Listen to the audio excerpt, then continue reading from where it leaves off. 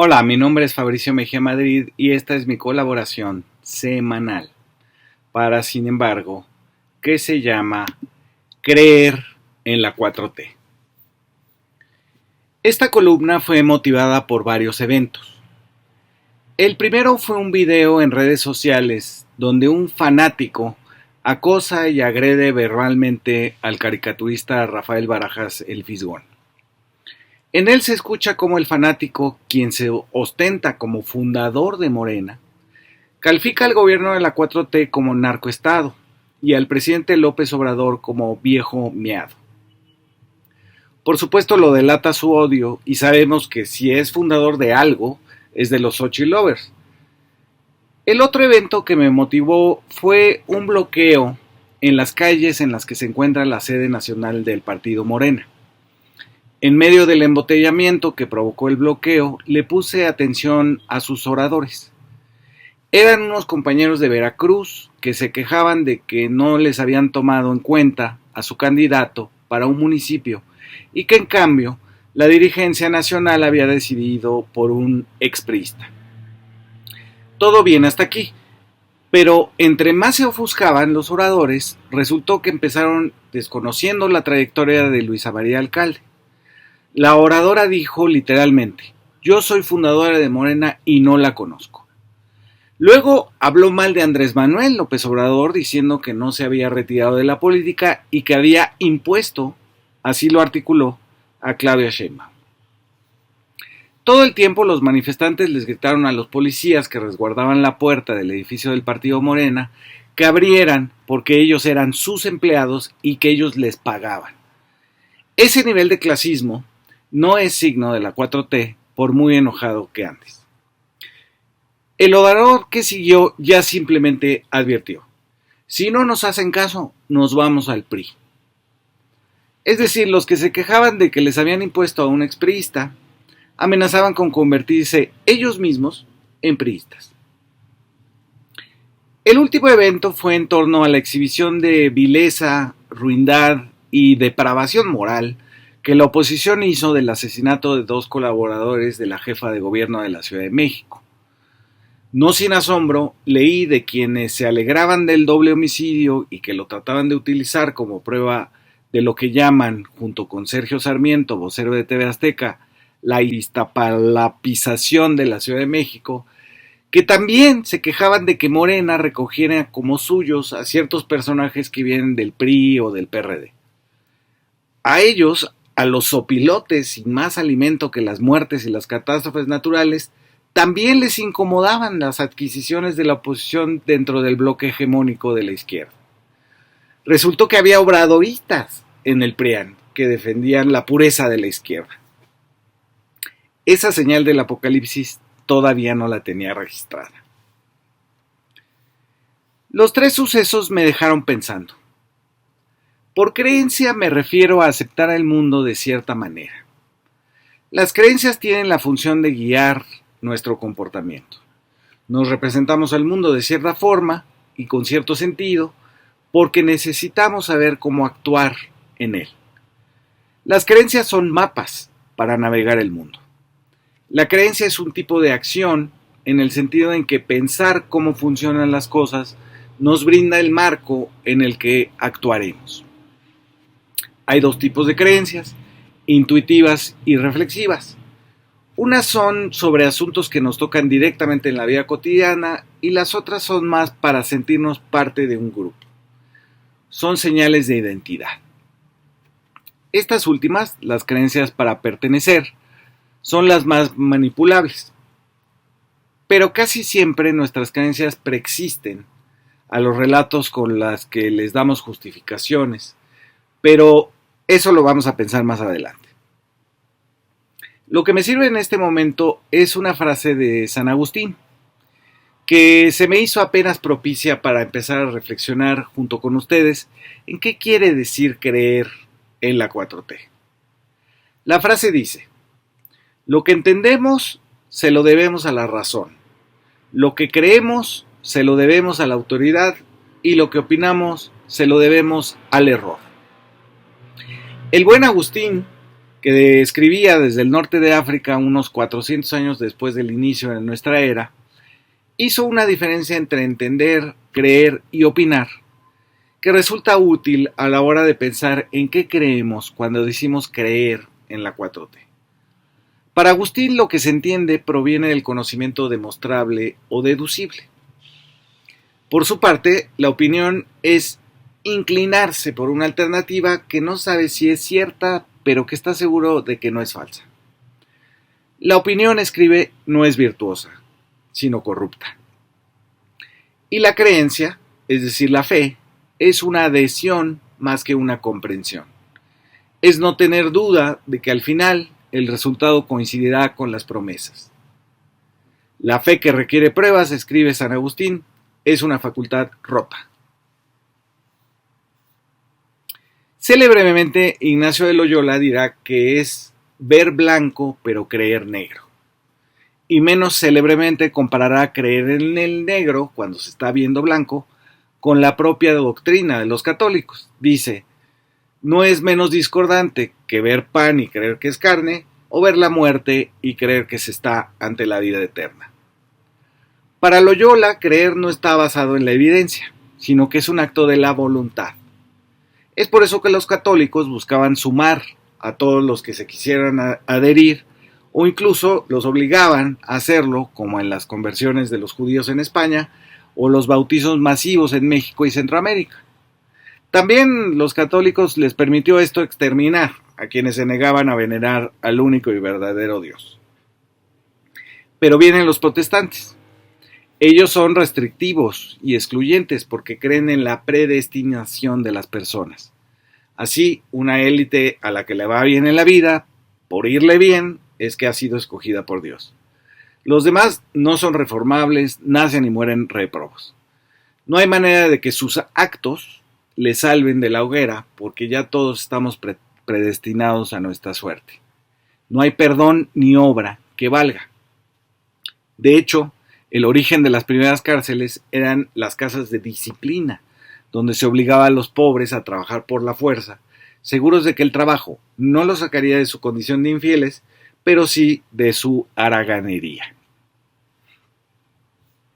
Así que tenemos de entrada dos maneras de ver las creencias, por la fuerza o la exclusión.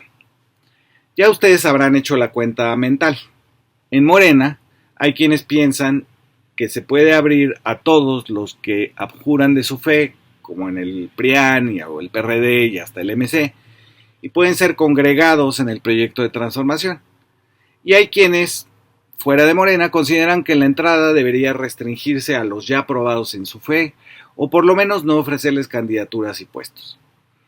Dentro de esta última está la idea de la contaminación. Un expriista o expanista volverá priista o panista a Morena. Eso es tan cierto como que la llegada de Rosario Robles y los exmaoístas al PRI volvió maoísta a ese partido. Es decir, no es cierto. Pero estoy contradiciendo a San Agustín y la creencia no tiene por qué tener pruebas. La primera manera de entender al partido en el gobierno, la de abrirle a todos los que están dispuestos a abrazar una nueva fe, hay cierta urgencia de que este sería el momento de hacer una organización total y abarcadora que cache todo lo que huela a política. A esa urgencia tampoco tendría por qué exigírsele prueba alguna. Ya en el Renacimiento italiano, Giordano Bruno tuvo a bien clasificar 6 razones para creer, que parafraseo a continuación. 1. Los que creen en lo que se les propone sin examinarlo. 2. Los que creen en lo que la autoridad les dice. 3. Los que creen por prudencia con las 2 anteriores. 4. Los que creen por debilidad o miedo. 5. Los que creen porque la fe es lo contrario a la razón. 6. Los escépticos que creen en que todas las creencias son iguales. Este último es el de los buena ondita que ven el nuevo PRI en Morena y para quienes todos los partidos son iguales, todos los cambios son cosméticos, nunca podremos salir de padecer al priismo como antes se padecía la corrupción, como una cultura de la que nadie puede desprenderse porque está ahí dada, es inamovible y solo busca su autoconservación bajo distintas pieles de la serpiente. O como le dijo un ex editor de Letras Libres a los periodistas, que entre Aguilar Camín y Krause contra Paco Taibo y su servilleta, preferiría las semejanzas y no las diferencias, que es como decir que prefieres ver entre una ballena y un ser humano lo que los asemeja, es decir, que saben nadar, pero te pierdes de las formas diversas en que respiran, comen, cantan o piensan. Cada quien sus elecciones para no pensar. Con ellos, como siempre, mi más sincero pésame. Siempre me entristecen quienes no pueden ver el proceso político inédito de la 4T y tratan de enmarcarlo en lo que ya conocen y repiten desde hace décadas. Ya lo dijo Aristóteles, el desesperanzado es un cobarde. Pero están los otros 5 estratos de motivos para creer. Para mi propósito, que es tratar de entender a qué se refieren estos que hablan de Morena como contraparte del obradorismo, sino como su enemiga, me interesa una de las opciones de Giordano Bruno y que es la quinta, que muchos siglos después hará suya Miguel de Unamuno, cuando escribió: no es que esperemos porque creemos, sino más bien que creemos porque esperamos.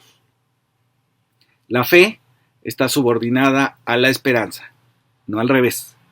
Muchos de los que se dicen decepcionados, en realidad nunca estuvieron esperanzados, que es estar cierto de que todo se transformará para mejor, y no lo que siempre nos receta la derecha, que es la angustia hacia el futuro. Por eso alguien que llama narcoestado al actual gobierno puede mentir diciendo que es fundador de Morena, porque no le significa nada, ni siquiera la saliva para escupirlo. Alguien que se queja de la imposición de un expriista como candidato puede amenazar con irse al PRI. Y en fin, alguien del MacPrián puede sentirse ofendido porque en Morena hay expriistas.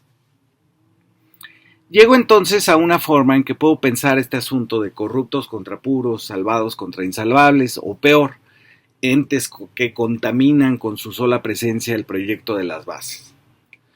Lo primero que hago notar es que se ha llevado al interior del movimiento una caracterización política que Andrés Manuel hizo para describir la sociedad neoliberal, es decir, que existe una mafia del poder. Hay quienes en el colmo de la despolitización y la estupidez, hay que decirlo, lo empiezan a usar como algo hacia el interior del movimiento, donde, por supuesto, aseguran que las dirigencias del partido son una élite y las bases que no son las de los comités del propio partido, sino unos personajes que detentan canales de YouTube y cuentas de X, Instagram y TikTok, hablan a nombre de la base obradorista sin mayor justificación moral que haber votado por Claudia Sheinbaum, porque luego ni por Andrés Manuel habían votado. De nueva cuenta nos topamos con esta idea banal de que como el voto es individual, el mandato también. Es una idiotez de la que ya he hablado en otras columnas y que lleva a los más obtusos a creer que la presidenta o los representantes populares tienen que actuar como los youtuberos, tiktokeros se imaginan que deberían, o se mostrarán decepcionados y amenazarán quizás con irse al PRI. Pero acá también nos topamos con una trivialidad de la despolitización, que toda jerarquía, es decir, de un partido en el que ni siquiera militan, es una élite en el poder que tiene oscuros y secretos enjuagues para perpetuar a siniestros personajes de la política partidista. Esta creencia va unida a otra, que es todavía más superficial, y es aquella que ve en todo tipo de poder un abuso. No hay uso del poder justo o injusto, todo poder es malo por definición, y de ahí a decir que vivimos en una tiranía pero no nos hemos dado cuenta, hay un solo paso. Comparten estos criterios de la izquierda supuestamente pura, esa semejanza con la derecha más ignorante de creer que toda jerarquía es injusta y todo poder arbitrario.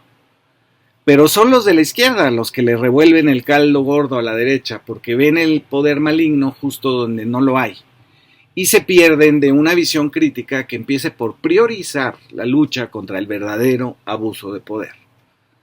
La desconfianza hacia los partidos, que todos son iguales, que son engendros del mal y la corrupción, la secrecía y la injusticia, es algo que la izquierda no puede reivindicar ahora que es mayoría. Obradorismo y morenismo no son contrapartes. Uno es un movimiento de indignación y esperanza cultural y social, y la otra es su ejecutor electoral, que genera a sus cuadros que lo representarán.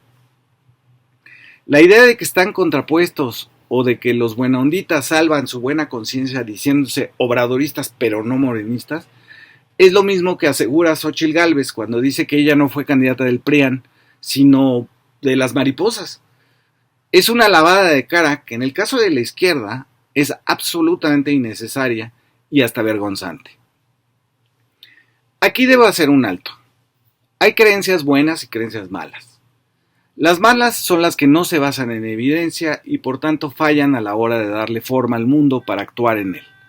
Las creencias malas, por ejemplo, serían las racistas o la misoginia o el clasismo, la idea de que hay una superioridad y una inferioridad en el color de piel, el género o el dinero. Una creencia errónea es injustificada porque no está respaldada por la evidencia disponible para el propio creyente. Una mala creencia es una creencia que entra en conflicto con las creencias sostenidas por las autoridades epistémicas, es decir, del conocimiento pertinentes, y se sostiene a pesar de que la amplia disponibilidad pública de la evidencia apoya creencias más precisas. Pensemos no en Morena, en los antivacunas o los que sostuvieron casi hasta la muerte que el COVID no existía. Tenían una mala creencia que se sostenía contra todas las evidencias. Creo que sostener que el obradorismo y el morenismo son contrapuestos, que uno es puro y limpio y que la otra es corrupta y perversa, es una mala creencia que puede llevarnos a lo que Voltaire denunció cuando escribió: aquellos que te hacen creer en absurdos pueden hacer que cometas atrocidades. Pero bueno, esa es solo mi opinión, y siguiendo a San Agustín, es resultado en buena medida del error. Muchas gracias por escuchar.